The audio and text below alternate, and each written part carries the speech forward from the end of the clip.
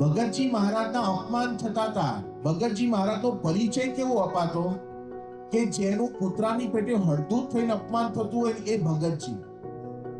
ભગતજી મહારાજ માટે લોકો 12 મણના ચૂનાના કોથળા એમના શરીર પર નાખતા હતા જૂનાગઢની અંદર. આટલું અપમાન, આટલા તિરસ્કારો સહન કરવા છતાં પણ ભગતજી મહારાજ હંમેશા શું બોલતા કે ગુણાતીત સ્વામી મારું એવું બખ્તર ઘડ્યું છે ને કે મને ટોચો જ લાગવા દીધો નથી.